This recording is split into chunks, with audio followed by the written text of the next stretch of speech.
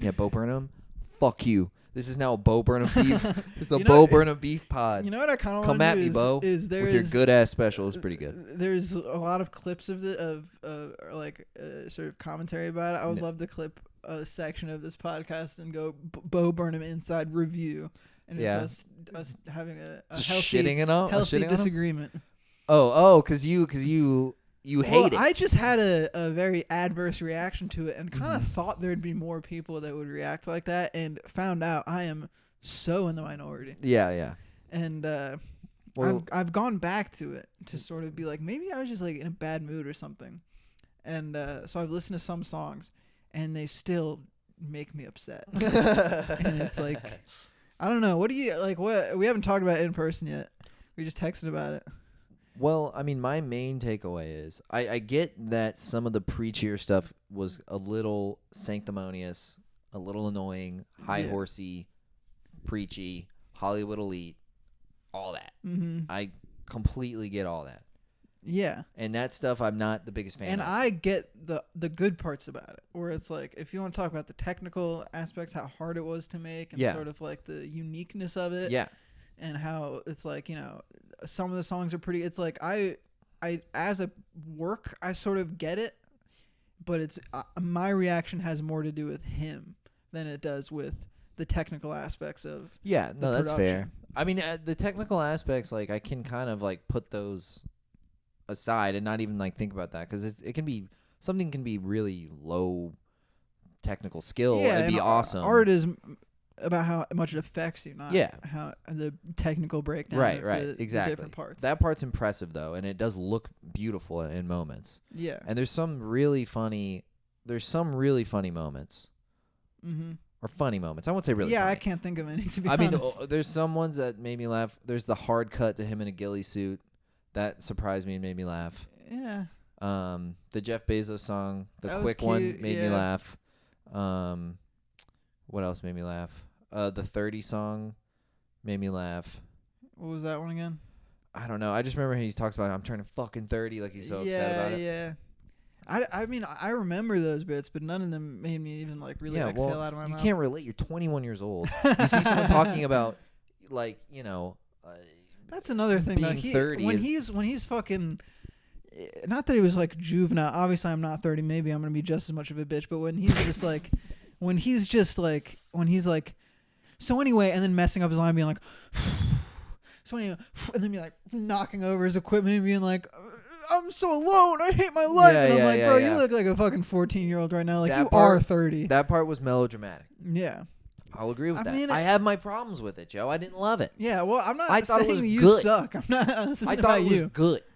Yeah. So when Bo reaches out to one of us to hire us as an intern for his new special, to be fair, his new comedy. Bo, you're a great artist, and I still love you. I grew up with you. I was basically trying to copy you when I started stand up, but you're a piece of shit, dude. No. It's more just Bo, don't turn off the podcast because that you will definitely watch. The podcast you're definitely watching right now. Yes, 100%. Yeah, we'll this part is inside review. And with the boys. Yeah.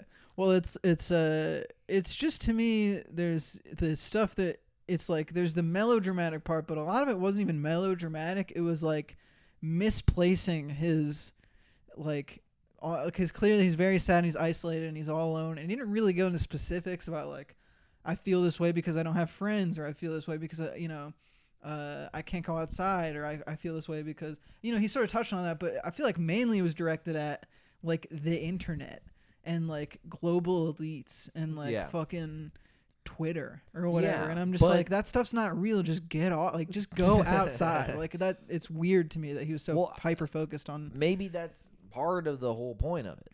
Sure. But we've both listened to the podcast where he basically says all that same stuff. Yeah. And it's great. I mean, it was great to hear him talk about it and sort of, but for that to sort of be the center of his feelings about life is these just the most pessimistic takes you'd possibly have that are all rooted in this kind of like Twitter speak. Right. But if you get into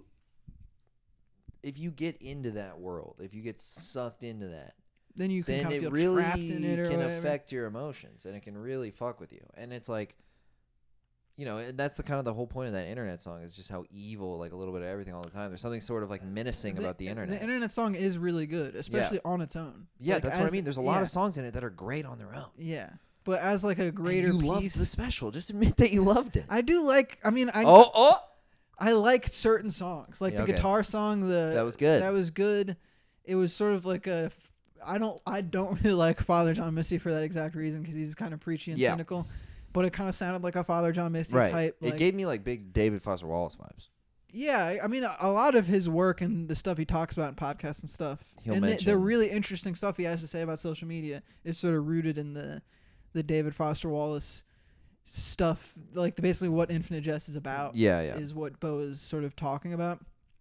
But I mean, David Foster Wallace wasn't depressed because of his prediction about FaceTime. You know, it's like it's probably not. No. Yeah, I mean, I feel like that stuff would never say that. Yeah, I mean, I would guess. I'm not going to put word in his mouth, but I mean, clearly he was worried about that stuff, and all of his concerns about where technology and where people isolate themselves is headed, sort of has to do with sort of the human condition or whatever. Yeah. But at the same time, it's like I just couldn't imagine David Foster Wallace just being like talking to a sock puppet and just being like, "I'm, dude." I just he's thought not a comedian. Like for that special, neither was Bo. Yeah, it's like, but that's not the argument. Is like obviously it's not trying to be funny, but not always.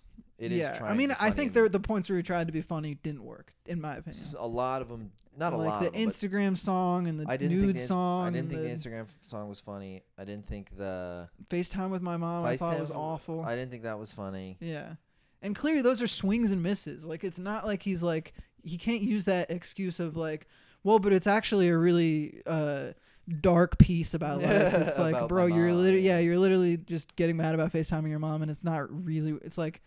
The pettiness is what's supposed to be funny. Yeah, well, it's the thing is like I know he's trying really hard to get away from anything that would hurt anybody, you know, that isn't sort of safe. Yeah. Because that's sort of how he establishes the special is like, you know, I don't want to use comedy to hurt people. Right.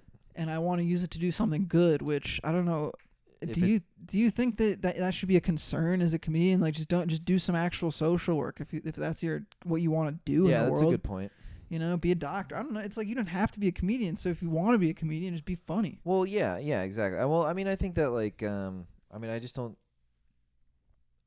There's something weird about just going into something going, I'm not gonna do that. I'm gonna be you know, or whatever. It's like I'm not gonna mention race in my next hour, whatever it is. Mm-hmm. You know, it's just like, well, if you had a thought about race and it's funny, it's good, and it came from your soul. Yeah, just and do it's that. like, it's and fine. I don't want to tell him to do something he doesn't want to do, but I don't find anything wrong with being irreverent. Yeah, and being silly and like saying something you don't believe. It's like, but. Again, to him, he's in that world of like this is bad and harmful, and I'm so sorry for the stuff. Dude, what's that one song called? I'm Problematic. Yeah, problematic. That one I couldn't tell how genuine he was being. It was very strange. Well, yeah, that's like my roommate's defense is like, well, I think that had to be ironic, and I'm like, based on everything, like I've seen interviews where he just says that, where he just looks at the camera and apologizes for stuff he used to say. Yeah, but I mean, he does that, but he also like put himself in front of a crucifix. So it's like, how genuine is he being? I don't know. That's the thing. I don't know. Because again, it's like I think where he's coming from is he agrees with everything he's saying. I don't think he's saying the opposite of what he's saying. No, but he's at the not same saying time, the opposite. Which means that putting yourself on a crucifix is really cringy. Yeah. If he means it. Well, it's like, he could not mean it and not mean the opposite. That's true. He could have some weird gray ambivalent. It's like hyperbolizing it. Yeah, or just some gray ambivalent feeling. Yeah, I think he was sort of like, I do regret saying that, but I'm not gonna do this. Like when he brings up the Aladdin costume, I'm like, there's no way that felt genuine. Yeah, I'm like, there's no way you're pointing out how absurd it is to wear an Aladdin costume. I really think you just think it's wrong to wear an Aladdin costume. Yeah. It's like, why are you taking up space and real estate in your special to analyze? It's like apologize for wearing a costume as a kid. Yeah, as a child. Yeah, it's weird. That one was weird. Yeah, and that's what I mean. But I don't know. The special did make me think about shit. You know, it was true, but it interesting. it just made me so annoyed And the whole time. I'm just like, I don't know. It's like, to me, it's not even the woke stuff that bothered me. Like, because I don't really give a shit. Like, you know, it's like you know, fucking, I'll watch John Mulaney, or not even that he's super woke, but it's like I'm not opposed to people who think that stuff. Yeah. But it's more just like when he sat down and just is saying all this stuff about life and the world and how he thinks it works and just expressing these things. I'm just like, I really just like don't know how you can be so unapologetically, like, I don't know what the right word is, cynical? Like cynical, pessimistic. Like to me, it's just like the world isn't as dark as he says it is. Where it's like, I can't believe so many people are relating to this. Of just like, do all these people really believe that the world is this fucked up and awful and terrible and that, you know, a lot the of people world's an think awful that. place? Yeah. I don't believe. I mean, like, I don't know. Maybe I'm just like a little ass bitch, but it's like, maybe you're naive. That's what they would tell you, is that you're naive. I mean, I definitely hear their points. I definitely see their points, but I'm saying, I think if he got off the internet for a little bit, you know, it's like you can. I know he can enjoy like really nice weather. You know? Yeah. It's like, I know he's probably had a girlfriend that he loves. Yeah. It's like, I'm sure he's got friends. It's like there's so much in the world, and just in your direct surroundings, that you can be thankful for, that you can appreciate. It's like, I think there's two sides. This is getting into sort of like faux intellectual talk, but it's like, I think there's obvious dark things about life. You know, right now some kid is getting fucking bombed or whatever. Yeah. Like right at this moment. Right. And but there's dark things. Yeah, but at the same time, it's like you need to acknowledge, at least with a line, or like some, like if you're that self-aware, be self-aware enough to understand that there's love. And that there's, I know. You wear your tie-dye shirt for this one. I don't know. It's just that's what I was disagreeing with, or not disagreeing with, but just so like it was gross to me. Where he's just so it's like, ugh, like I don't want to watch this. This is like so fucking wrong. It's almost like there's something weirdly sadistic about people who express those kind of opinions sometimes, that I feel at least. And they sort of want you to feel as bad as they do about the world. You know what I mean? When they're expressing, they're like, no, actually, corporations are fucking your mother right now, and they're doing there's something angry and they're getting real into it, and they're using all these words that clearly they read somewhere. It's like, they're excited. No way you got this from your life. No, you know? you didn't deduce this from looking around at your surroundings. Yeah, because I would love a special where, I mean, he kind of does a little bit where it's like, I mean, I kind of think it's like a cute way of expressing it, to feel like shit, you know, where I'm like, at least that one felt honest to me, where I'm like, he is saying, I feel bad, which is personal. Yeah. You know, it's like, that is something. It's like, I am alone. I don't have people I can rely on. I feel bad, you know, or like I feel isolated. It's like those, to me, if the special was rooted in that, I would have cried. You know, it's like I can relate to feelings of isolation and being alone. I can't relate to like the world is an awful fucked up place because I spend a lot of time on Reddit or whatever. You know. Yeah. I mean, I guess that's like that. I have a strange thing with that too. It's more so with like political art or like political, like I'm trying to think. There's a band like Idols. Like if I read the lyrics of Idols, I'm like.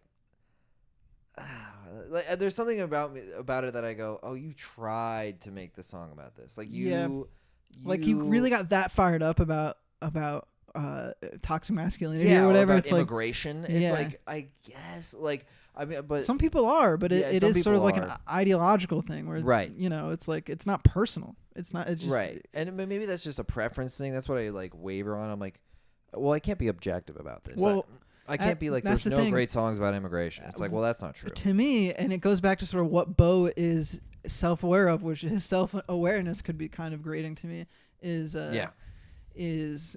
like, if there was an immigration song about an immigrant who was taken away from their home, and it was you know, horror, it was about their experience and like they lived through it, and it's, you know, whatever. But Idols is like a successful white singer. You know, it's like Bo is a rich white comedian.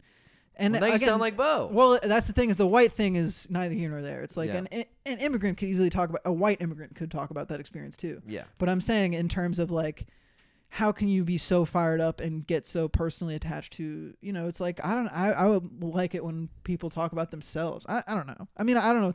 I definitely think there's good political art. I agree with you. Yeah. But at the same time, it's like, But when there's something. Bo is detached from all that. Right.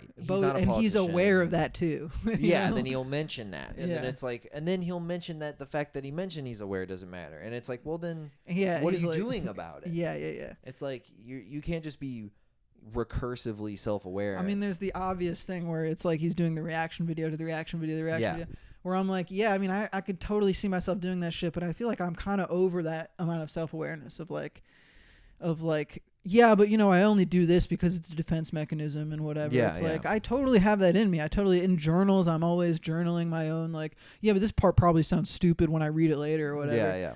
But I hate doing that. Like, I've pushed myself to stop because you read it back and you're like, this is so self-conscious. Yeah. I'm not saying anything. I'm just defending myself. You know what's weird is I remember I feel like in college in creative writing classes they were like, don't do that. Like it's you're gonna think you're sounding smart, but you're actually not moving a narrative forward at all when you do that. Yeah, I mean, he says it too. Is like, you're not. But again, it's a form of self-awareness. It's like, you can't be a self-aware douchebag. It's just being a douchebag or something like that. Yeah. He says that in the podcast too, where it's like, yeah, I mean, it goes back to what David Foster Wallace says about he didn't want Infinite Jest to be this ironic, funny book. It's like you're supposed to say something. You're not just supposed to or what is it? Right, when you deconstruct, you need to replace it with some other value system. That's the problem with irony or whatever. Yeah. I guess that's it. Is like, I thought Bo was moving away from irony based on everything he said in podcasts and stuff. But he's just sinking further and further into it. Or I don't know. I mean, that's not true because I think this is the specialty's closest to being himself and saying what he really believes. Yeah. But at the same time, there is that built-in defense mechanism that he's constantly falling back to. Yeah. It's like, fucking, yes, irony is stupid, and you're aware of that. So Stop being so ironic. yeah, just stop. Analyzing yourself right after you said something. Yeah. Just say something. I don't know. Yeah. That's like fucking just reminds me of the Kanye quote. He's like getting interviewed. And he's like, I'm not trying to be right. Who's trying to be fucking right all the time? I'm just trying to say my shit. Or something like that. Yeah. Who the fuck walks around trying to be right all the time? Fuck that. And I was just like, yeah, fuck that. Dude. Yeah. Well, I mean, I do like when people speak how they feel. I mean, it's Right, like, if I'm there's about feelings, dog. Yeah. But You and my therapist. Completely agree. Yeah. Well, it's like even when we were talking about earlier of like where I was expressing sort of insecurity within my friend group or whatever. Yeah. And there's the knowledge that I'm probably being silly and, Mhm. it'll all get resolved. I'm not going to be worried about it in like a few days or whatever. But underneath that, there's a real feeling, Yeah. It's like I just because I'm aware that what I'm expressing might be a little stupid or like proven Or wrong paranoid later or contradict other things I've said. Right. It's still how I feel. And I don't know. I mean, again, it's like silly to make these wild sort of grand things about like our culture, man, is like based on that. Nobody wants to say what they feel anymore. But I do kind of believe that of like, instead of people saying how they feel or making jokes based on what they think is funny or like, I don't know, like being honest, we're just kind of like reading a script or something. It's like it's going back to sort of that woke people being adverse to saying anything, Yeah. whether it be a joke or whether I say like, yeah, I was talking to my black friend and they go, whoa, dude, don't say, it's like, what are you about to say now? You said the word black. And I'm like, who told you to say that? It's like, who told you to think that? I was just like, to me, I'm just looking around and I see all these fucking phonies, man. I'm fucking Holden Caulfield in this bitch. I'm retarded. I don't know. I'm stupid. Yeah. Hey, you can't say retarded. Okay. Yeah. Don't say that. Yeah. I don't know. No, I think I know what you're saying in terms of like people are not maybe not a script is exactly the right thing, but in my head it's that worry of image. It's self-consciousness. It's there's sort of a plague of self-consciousness that brings about shit like being overtly woke, where you're sort of like aware that you had a better life than some people, and you're sort of like, does this person whose skin color doesn't match mine, are they aware of that? Do I need to do anything about is there something I need to like say? Is there a certain way I need to act? Should I not say bussin' around them? You know, or whatever it is. It's like you're just self-conscious and you want this person to like you, and you want to belong, and like you want all this stuff. It feels weird to say the wrong thing too. I mean, again, it's awkward as fuck. Definitely I've embarrassed myself in being too edgy for sure. Yeah. And especially around like sort of, again, it's saying the word woke makes me sound fucking stupid, but like an edgelord. Yeah, when I'm around my sort of woke college liberal arts friends, it is a feeling of like, part of me wonders, it's like maybe I am being like not necessarily the root of all that my insecurity is based on my fucking ability to speak truth, but it's like it's more like I do feel judged in some way just by being myself. I try so hard just to say what I really think, you know, or just to make jokes that I think are funny, where I feel like if I wanted to avoid that, if I wanted to avoid being judged, I would just be somebody else. But the thing is, like, no one likes being judged, obviously, and it's like you can't avoid being judged. So there's not much utility, especially people you'd like to be your friends. It's like the utility of just avoiding the judgment of your friends is kind of silly, because if you just avoid this horrible judgment wrath from them and you don't just express yourself genuinely, then it's like, who are you even friends with? Exactly. It's like the first thing in to constantly mention David Foster Wallace. But do you remember the first? I think it's the first part of brief interviews, but whatever. The point is, there's the like diving story. No, it's just one sentence that's like, she made a joke, and he laughed even though he didn't really think it was funny, and or whatever. You know, it's like, because you never know. You never know. Yeah. It's like, oh, I should laugh at that. Or she made a joke because she thought she had to. He laughed because he thought he had to. You know, it's like this whole sort of like, it's like there's no actual communication going on. No one's expressing anything that's genuine. There's no real fucking dialogue occurring here, because two self-conscious people are like, what does that guy think that I think about him? You can kind of get lost in it instead of just risking anything. Right. And it's, if you just like go surface layer, level one, things get a lot clearer. Like, having been in therapy for a little bit, the biggest takeaway I have is just like, if you just say how you feel and nothing else, it almost always gets resolved way easier than trying to like rationalize how you feel to this person, or like. Yeah. I mean, I think I've said everything I wanted to about the special. Yeah, no, I'm over it. What is I liked it. it was fine. I just disagreed with Buzz. Entire personality and ideology. I like him as an artist, and I want him to make more movies. I don't want him to. You could have said more art. You went movies. I liked 8th grade a lot. 8th grade was great. He can express things without, I don't know. His stupid face. Yeah, I don't know. You know what? That's the one thing I'll end it on, is the one thing I was thinking about the entire special, the best part of it, I think, is his look. He looks great. Growing out the hair, growing out the beard. Yeah. I wish I could do that. He was looking pretty sexy. Yeah. Which, Ashley mentioned that to get under my skin, and it worked perfectly. It worked immediately.